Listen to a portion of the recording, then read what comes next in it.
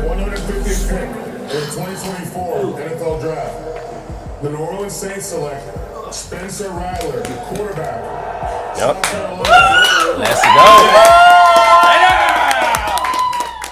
Well, Spencer Rattler finally did it. 2 schools and 5 years later, Spencer Rattler has finally arrived in the NFL, just like we all expected. Coming out of high school, Rattler was the #1 quarterback in his class, and everybody thought he would win the Heisman and eventually be the #1 overall pick. While it took 5 years instead of 3, Rattler has finally made it to the NFL, as he was just recently drafted by the New Orleans Saints. This is a pretty big moment, as a lot of people have been doubting and hating on him for the last few years, but he has finally proven them wrong, and now he will get a chance to play in the NFL. I'm not sure if he'll ever be a franchise guy, but in today's video, I'm going to give you the entire timeline of the Spencer Rattler story. We're going to talk about his time at Pinnacle High School, QB1 Beyond the Lights, Oklahoma, South Carolina, and now New Orleans. But before we get started, if you're a big fan of college football, be sure to subscribe to the channel, leave a like if you want to support today's video, and let me know what player, team, topic, or situation I could cover next. Now let's get started and talk about Spencer Rattler.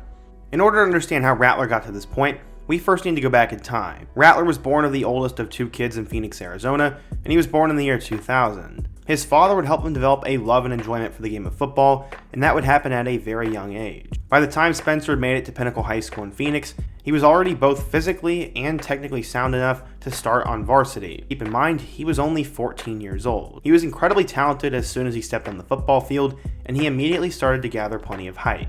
His freshman year at Pinnacle in 2015, he threw for 2,300 yards and 19 touchdowns with 9 interceptions. He looked so incredibly good that he was getting Power 5 scholarship offers as a freshman. Schools like UCLA, Arizona State, and Texas A&M all reached out, wanting to hopefully land his talents at some point. The next year in 2016, Spencer would throw for nearly 3,000 yards and 23 touchdowns and 10 picks. This only added to the hype that he had, and before his junior season, he started to get more and more interest from college scouts, namely from the coaching staff at Oklahoma, who offered him the summer before his sophomore year. He'd later decide to commit to Oklahoma in 2017 before the season would even start. He ended up dominating his junior campaign, throwing for almost 4,000 yards and 45 touchdowns. After his junior season, he was invited to the Elite 11 competition and played alongside players such as Jaden Daniels, Max Duggan, Sam Howell, Talia Tungavaloa, and Bo Nix.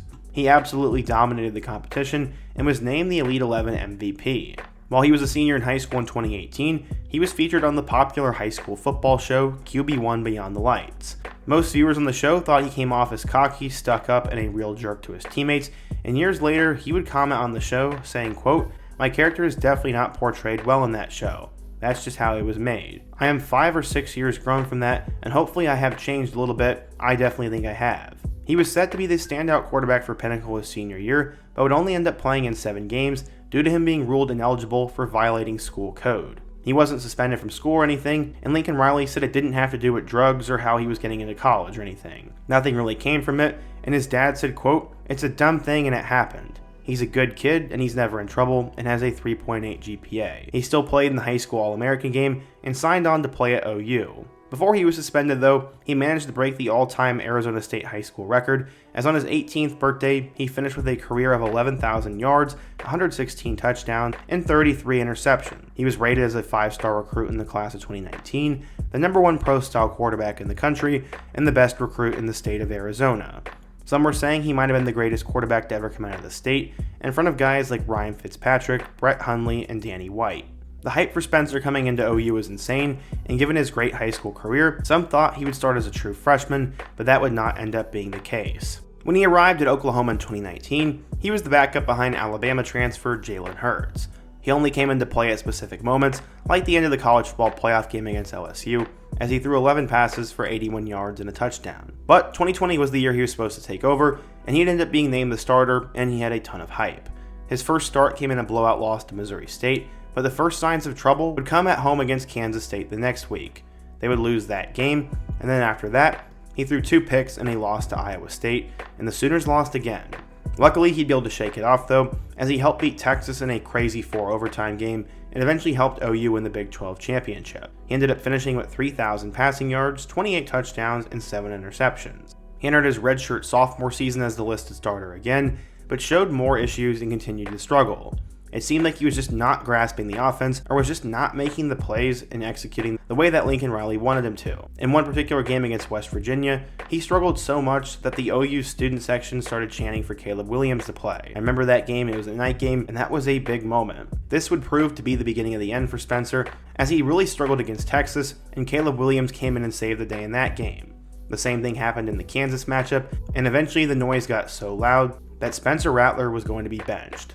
There was even that time where student reporters were up in some sort of tower watching practice, and eventually they decided to roll with Caleb Williams. There were some that were saying that Spencer was a locker room cancer, and then he was eventually benched for good and finished the season with 1,400 yards, 11 touchdowns, and 5 picks, and it became Caleb's team. After the season was over, Lincoln Riley would leave for USC, and he also did leave for USC. Except it was South Carolina instead of Southern Cal. He decided he would follow his tight end Austin Stogner there, and he got to a new SEC program in a new part of the country, and he could sort of start over with a little bit less pressure on him. Upon arriving at South Carolina, he was instantly named the starting quarterback for the 2022 season and was happy to get away from OU. He said, quote, "A lot of guys don't get another chance or to start over where they really want to. I was happy to get away from a toxic situation and get somewhere new." While Spencer did play better with the Gamecocks, it still was somewhat difficult for him to entirely mesh with the pro-style offense. He was used to something very different at OU, and in 2022, he finished with 3,000 passing yards, 18 touchdowns, and 12 picks. The Gamecocks ended up going 8-5, and he had those monster victories over both Tennessee and Clemson. Shane Beamer was extremely excited for Spencer to get to work for the following season because it finally felt like it was Spencer's team and he was going to be able to put it all together. He really started to mesh, and he had 2 big-time receivers in both Antoine Wells and Xavier Legette to throw the ball to. Coach Beamer said, quote, "Last year he came in at this time and he really wasn't trying to impose his will and force his leadership on you. He was trying to earn their respect and earn a role and go from there, and now everybody knows what he can do and what he's done. It's very clearly his team and it's very clearly his offense." How would he end up doing? Well, he finished his senior season with 3,186 yards, 19 touchdowns, and 8 picks. Sadly, the Gamecocks did worse in SEC play than they did the previous year, as they only ended up going 5-7, and they were not able to beat Clemson in that final game to get to bowl eligibility. He still earned his spot in South Carolina history, as he finished 5th in career passing yards, and then is now declared for the NFL draft. I'm not even sure if he really has any eligibility remaining, but yeah, he did declare. In terms of his NFL fit, what do I think is going to happen? While he has lost prestige due to leaving Oklahoma and concerns about his personality, he's still projected to be drafted in this year's draft, and while that projection is all over the place, he was invited to the Senior Bowl and was actually given their MVP award. He did reportedly struggle in some of their drills, and he also didn't really perform that well at the Combine. He ran a 4.95 40-yard dash time, and his interviewing skills were just deemed okay. But things seem very weird, as there were also some teams that reportedly rated him as a second-round pick on their draft boards, and no one really knows. In terms of more technical stuff, he does make a lot of mistakes in reading coverages and sometimes focuses way too much on his primary receiver. This was an issue at both Oklahoma and South Carolina, and while his arm got him ranked as a 5-star, it didn't get that much better while he was in college, and it doesn't really feel like a playmaking arm at this point. Spencer unfortunately tends to panic a lot, which happened at OU all the time, and you'd only get marginally better at South Carolina. Honestly, that is a pretty big problem, but it doesn't mean he has no future. He still has that 5-star arm, was productive, and seemingly mentally he has gotten a lot better. Still though, I think it's fair to think of him as a solid backup, who will probably make a couple starts when an injury happens or a team's playing really bad. I don't think he'll be an NFL starter anytime soon, but he can come in and make plays in relief, and my comparison for him is someone like Taylor Heineke or Case Keenum. We now have our update. After 6 quarterbacks went in the top 12, we did not see another quarterback taken until Spencer Rattler. We'd have to wait almost 48 hours for this to happen, as eventually the New Orleans Saints would decide to take Rattler with their 150th overall pick. While many thought Rattler would be the 7th quarterback off the board, I did not expect it to come this late. Personally, I thought he would go in the 3rd or 4th round, but the New Orleans Saints have found a guy who could potentially be a part of their future. For now though, Spencer is just enjoying being drafted. He told ESPN, quote, "It's been a blessing to get picked wherever. I knew we were waiting around a day or two, but I had faith that I would be picked today. I was very happy when the Saints came and picked me, and it is a tremendous feeling." Apparently the Saints have actually liked Rattler for a couple of weeks now, as he had dinner with their new quarterbacks coach Andrew Janocko, and Rattler said he had a gut feeling New Orleans is where he would end up. Currently, Rattler comes into a pretty decent position. While the Saints do have their star quarterback in Derek Carr, behind that it is kind of shaky. They have former 2021 pick Kellen Mond, former Mr. Interception Nathan Peterman, then their 2023 4th round pick Jake Haener, who's been in and out of trouble. I'm not really sold on any of those three guys, and Rattler has a real chance to be a backup, get some reps this year, and potentially learn for a year or two before taking over. That is a little bit of a shot in the dark, but he could have been drafted into a much worse position.